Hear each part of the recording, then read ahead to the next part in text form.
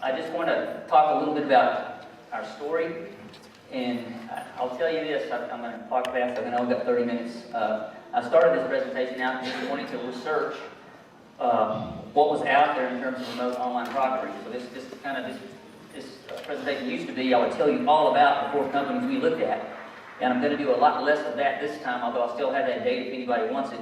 But I'm going to talk about, now that we've got some mileage on the company that we chose, I'm going to talk a little bit about our experience with it and what we found to work, and how we found that I think is probably a pretty good method of implementing this in the way that we implemented it. So let's get started. The question with us was, and we had a little process I'll tell you about, but how to proctor distance students who cannot go to the TJC Testing Center, which is kind of an anachronism in online learning, to have students drive to a testing center. Or they can't get to a remote testing center either if they live outside of our area. And what happened with us was we had a distance student that was living, a good probably 80 miles away from our campus. Dropped all of the classes they were taking. They were taking a full load with us, and they dropped all their classes because they were having to take their tests at a remote testing center at a college in that town. I'm not sure why they were not taking the courses at the college in that town, but they weren't. They were taking with us.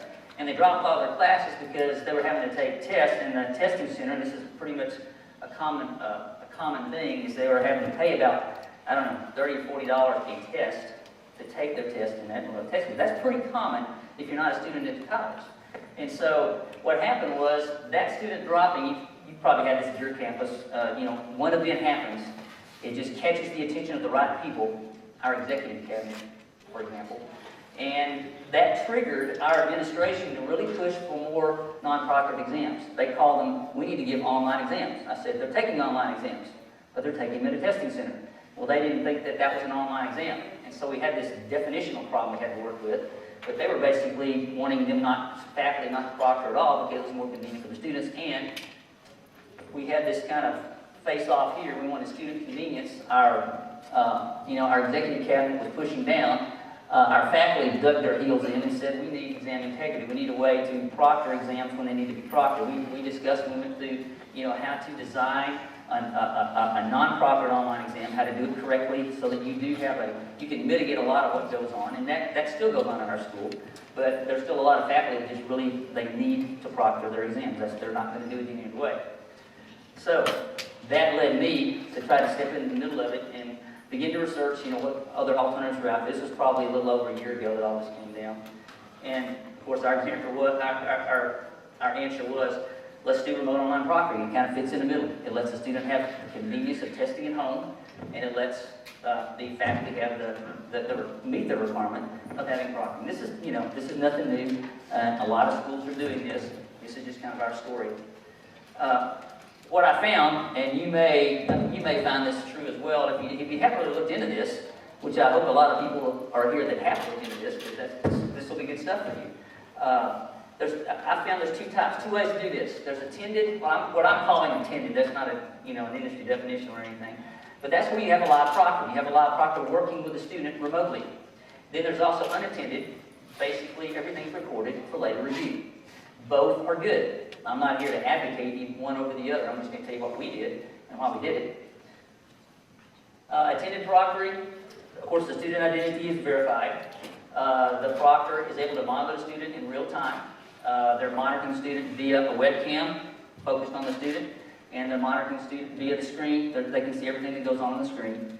One of the nice things about this is they can provide help for the student. I've had instances where the proctor was able to get the student past some headaches with a browser and things like that. They can respond immediately to suspicious activity, which I view as an advantage.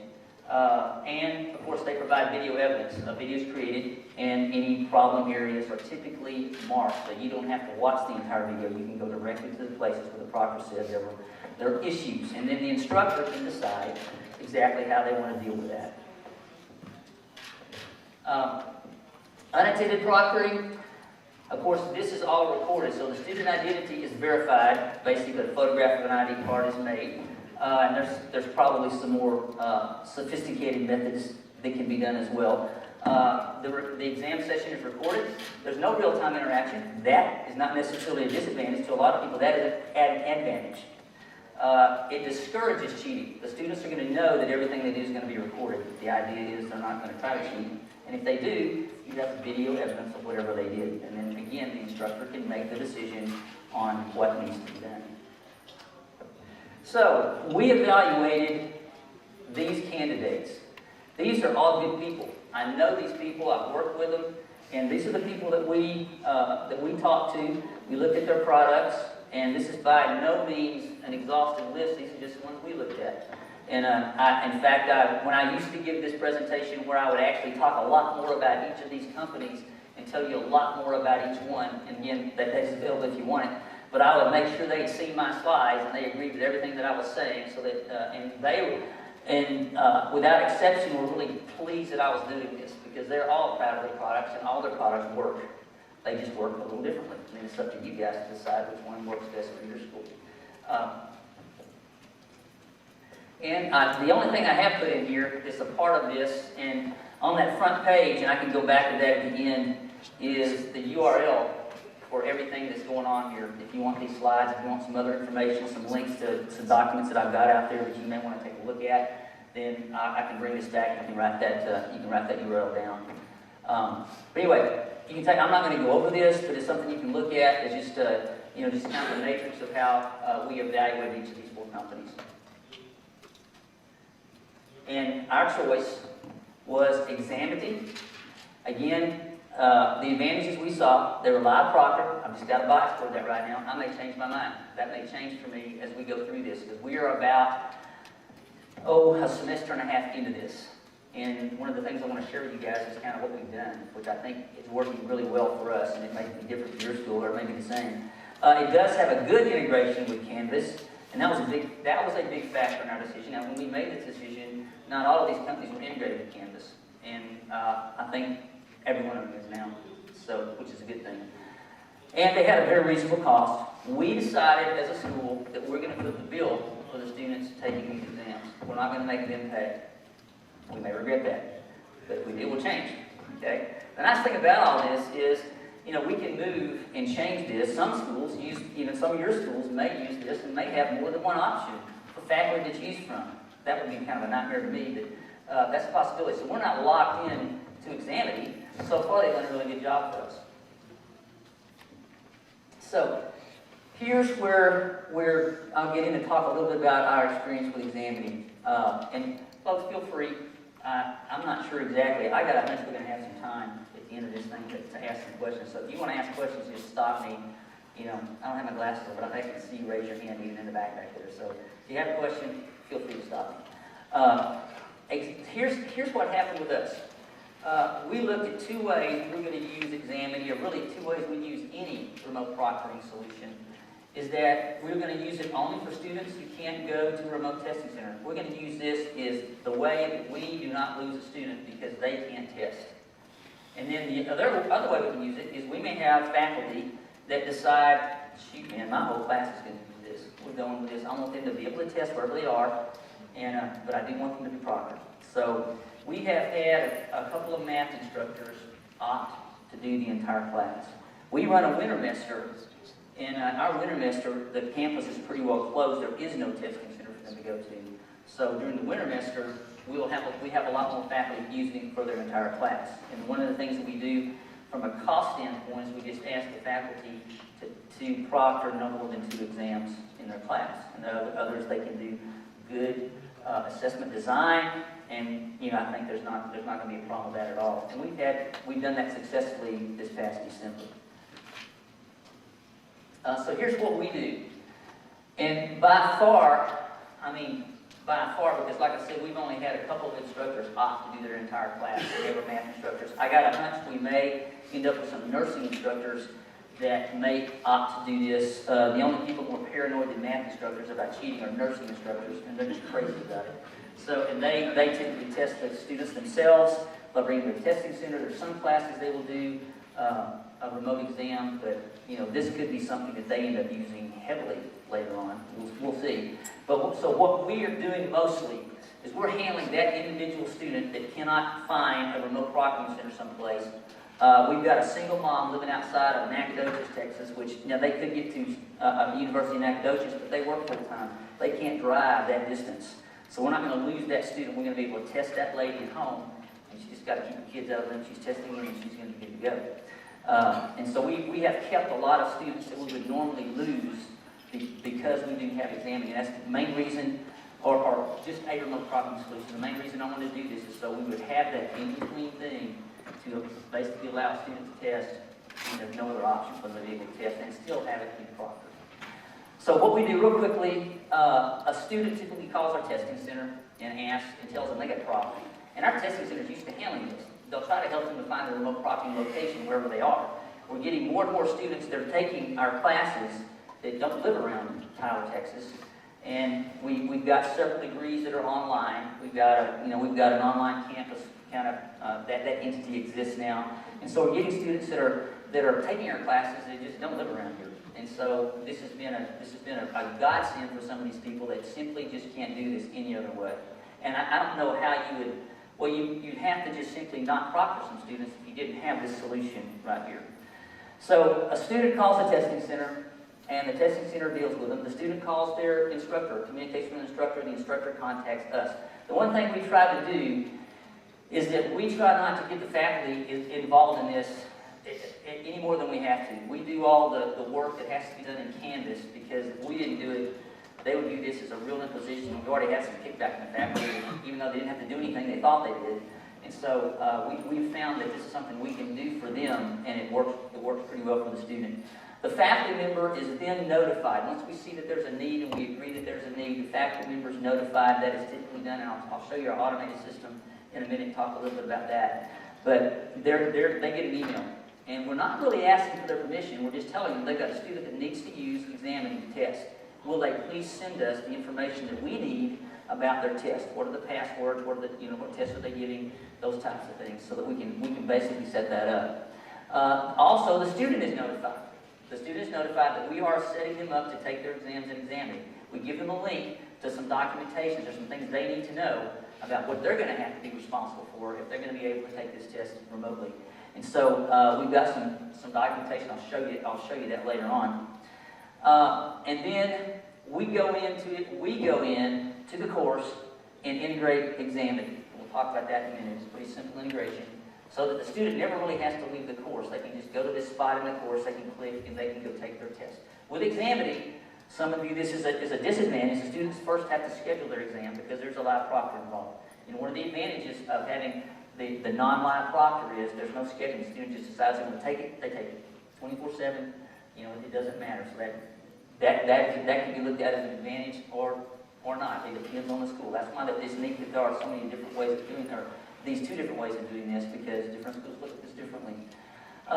We go through the integration, and one of the neat things about examining is that they go ahead and they can import the course information directly into their system, and we give them the course ID, and they import the information about the quizzes directly into their system. We don't have to go in and build these tests and set them up for examining. So that was a nice advantage that we saw with them as well. And at least at the time, they were the only ones doing it. They probably aren't now. Information is imported. One of the things that we typically have to do is, this only works for Canvas. We can only import Canvas information. So suppose they're testing in my math lab, or they're testing in my whatever lab, or they're testing in question mark reception, which is another tool that we use. Well, then you just simply have to go into Examity's website and basically just set up Examity, register that exam with Examity. It takes about 5 minutes to do that, because basically Examity just needs to know when the test is going to be. Examity will then direct the student to that test. They'll take the test the same way they would normally do it. Okay, they'll just go into Canvas and take their exam. Okay, it works. The test doesn't change at all. And then once that happens, the faculty and the student are notified that Examity is ready to go. The student can then log in, click on the Examity site, click on the Examity link, and then go ahead and schedule their exam, and then they can take it whenever they need to. And then the faculty member has to do one thing.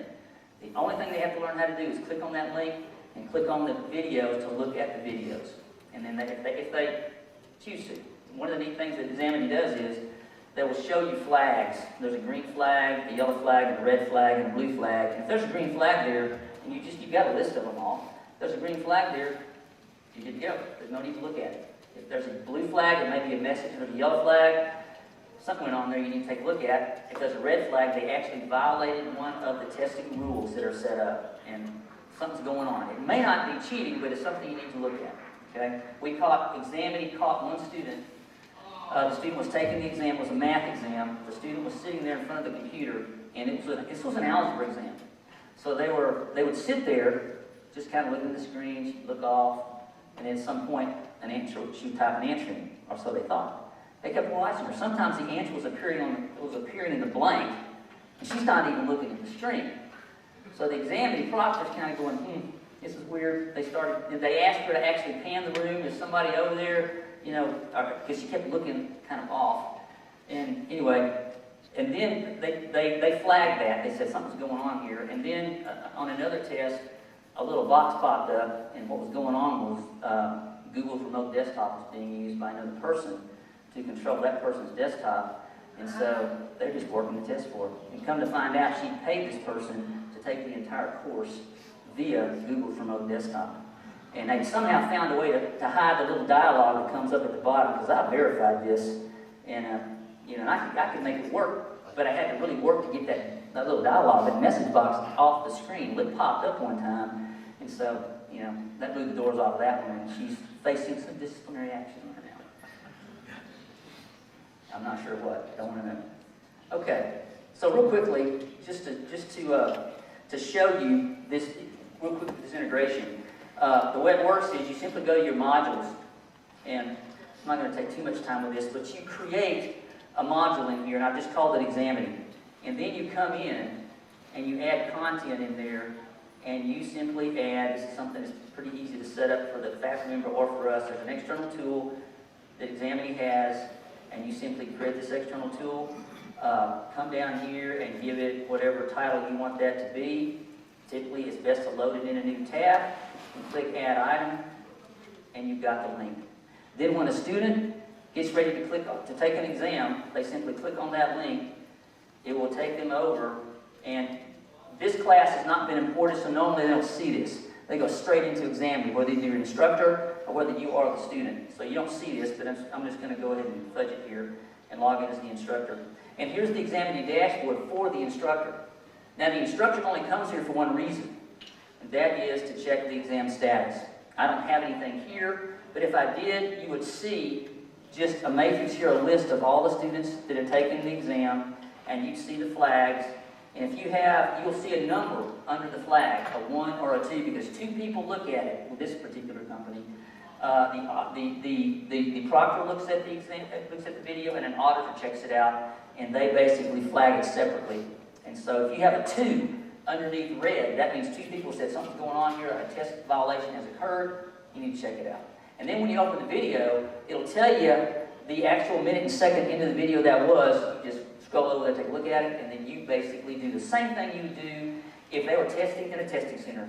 The testing center tells you they were cheating, you've got to come up with some response to that. There's no difference for the faculty member at all in this, except how they get the information.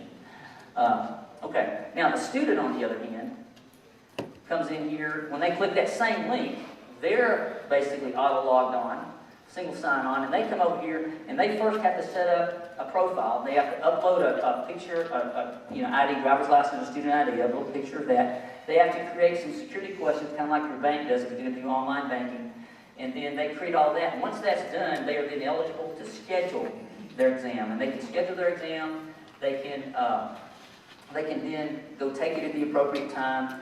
If they miss at some point, after about the second time they missed it, then examining basically says you're not taking another exam. The next time you're going to pay for it, and that's been a pretty good way of kind of student self-policing of their problems. If they they know that if they missed it once, if they miss it again, they're going to be told, and it's pretty lenient actually, that they're going to have to pay for the next one. Once they pay for the next one, get back into good graces of us and examining, then after that, they're just kind of back to square one and they can start it over. Okay, does that make sense? So that's just the way this one works.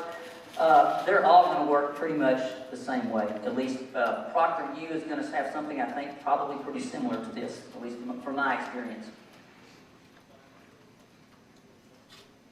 Okay, now, those faculty resources, one of the things that we want the students in particular, and this is the one I'll focus on here, is the students, when they get that email from us, they get a link to this. And, oops, it's the wrong one. I'll go back up here. Well, I'll look at this one. This is what goes to the faculty. This talks to the faculty about what Examity is and how they can use it. This is only for those faculty that decide they want to adopt it for their entire class. And like I said, we haven't had many do that. This one is the student resource. And this simply tells the students what they've gotten themselves into. It tells them basically the hardware they're going to need. They're going to have to working webcam and working microphone. They're going to have to come in, and it's a good idea to test their speed. They're going to need at least 700 kbps, which even if you're on satellite, you ought to probably have that. So most of our students haven't had too much problem with this. I give them some videos on how to do the things they're going to have to do. How to log in, how to set up a profile, how to schedule your test, how to reschedule or cancel a test if they want to. And then what happens if I don't keep my testing appointment, and how do you start your exam? And then if the student wants to look at this, and this is something that's very beneficial, you guys might want to come take a look at this. This is a recording of an actual exam session, so you can see exactly what went on with this particular student. So it was very revealing to me, and I've got everything that would be, private, grayed out, or blurred out, so feel free to take a look at that if you want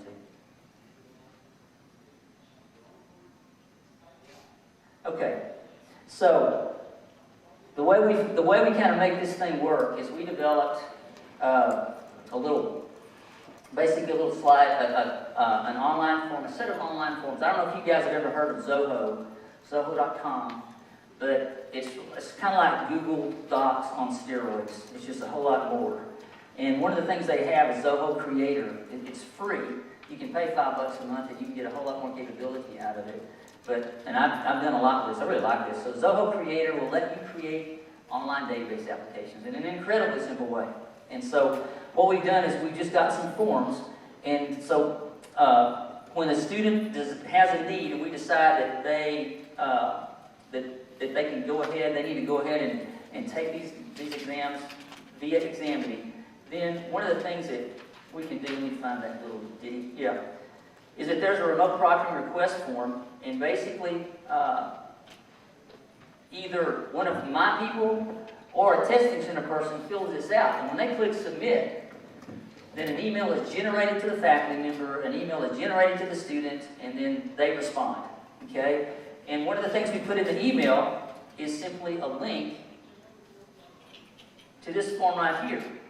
And this form is where the faculty member simply gives us the information we need for that student that is going to take their test, and they fill this out, and this comes back to us. And so this gives the person, actually my Canvas administrator handles this, and so she then goes in, does the integration, makes sure the test is scheduled correctly in Examity, and same day. I mean, this is all done in the same day. This is not difficult. But what these forms do for us is they basically give us data. We can capture the data automatically on how many students we're doing this for, so that we can keep track of, we can gather data on this, keep track of what kind of students are doing this, when are they doing it, do we have trends and all this, and we also can kind of gather data from our monthly invoice that we have, because we pay for these by the month. But it was valuable to us to try to gather some data and try to automate this process a little bit, so we're not pinging emails back and forth. Just try to automate this whole thing. And once everything is done, once everything is set up, then again, going back to the dashboard, there is a student complete email form and a faculty complete. Just sends emails, but it lets us capture the fact that we sent the email. Okay, so that's the main reason we do it. And it also gives the people the person that does this kind of a step-by-step way to go through this to make sure we get it done, but we also get it done by gathering the appropriate data. So this has been a real beneficial thing for us, and it's kind of work in progress, but it's also an application that can be shared. So if anybody's taking up and want to fool around with stuff, then let me know, and I can I can basically share this. We give you a copy of this, I think, and it's just yours to fool around. It just has empty data tables, and you can just do whatever you want to with it. And you can get into Examity, and and modify it however you want to, because once they give you a copy, then it's yours to keep. But this is, I found Java to be very robust, and if you just bend that way, there's no programming involved. It's just, there's some scripting you can do, but it's kind of point and click stuff, and it's kind of cool. It's not near as hard as some of that API stuff I've sat in on this conference. I'm really excited about that, but this is not near as hard as that looks to me to be. So, and I'm a techie guy. So,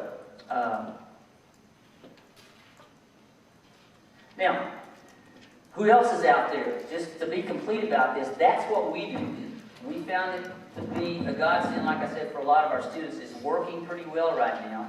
We found Examine to be a very responsive. Examine kind of right now is how Canvas was maybe 2 or 3 years ago. Really, they're a young company, and they are really working to please. They're growing. They seem to be growing with grace, just like Canvas is. And so they've done well. They've been very responsive to us. But there's some other companies that I've at least looked at. Some of these are proctoring. Some of these are identity verification. Biometric SIG or BioSIG is identity verification using your mouse. Continuous identity verification. It basically, your signature can become your mouse movement, so they can tell just exactly who you are by the way you move the mouse, which I think is incredibly cool. Verificent Technologies, their sponsor here. I just learned about these guys. Again, continuous identity verification. Criterion is another company that's been around a while. We looked a little bit at them. They kind of do the same thing. They've got several levels of proctoring the same way that Examine does, and they're pretty good. And then Proctorio's the new one. And Teddy Garland's sitting right up here as his company. They've just started it. And they're interesting in that they take the people out of the picture. Everything is looked at via software, so that if the student is doing something not good, their software is going to pick that up. So they're going to possibly be able to offer this at a much cheaper price than the other people are.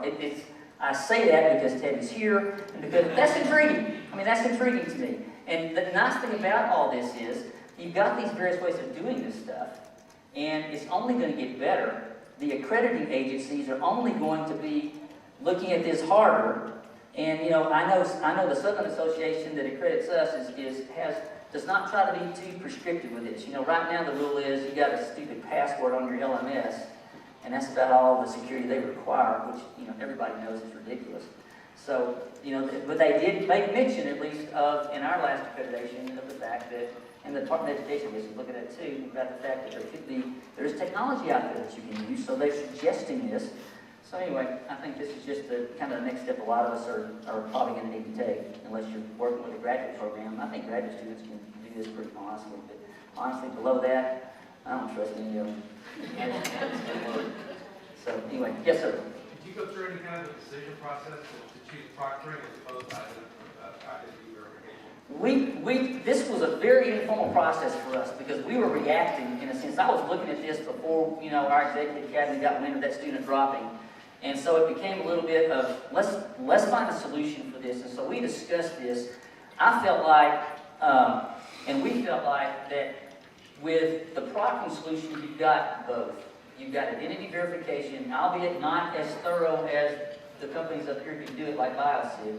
But what we wanted was to know that the student taking the test is the student that signed up for the class, the student taking the test is the student on this ID card, and then we wanted the proctoring solution. So for us to use Verificent, or, I'm going to say that word in a minute, the biometric signature ID, that would be kind of half the problem for us, because we want them to proctor it as well.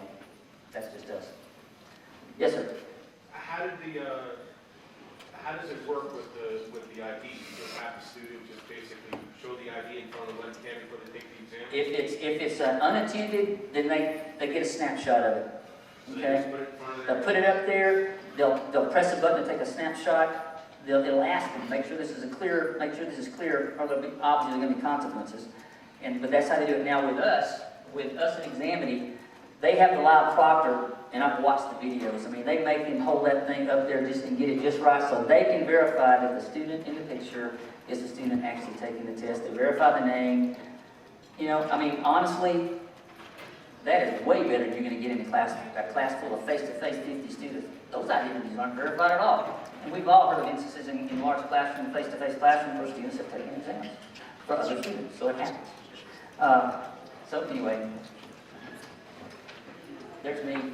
Contact me, please, and let me you know, kcra@tjc.edu. If you guys want the link that I've got to this information, let me run back up here and put this here. It's right down here at the bottom. If you want to come take a picture, copy that down, that will give you everything that you saw on the screen up here today. You can take a look at that and see if that helps you guys out. Okay? Thank you.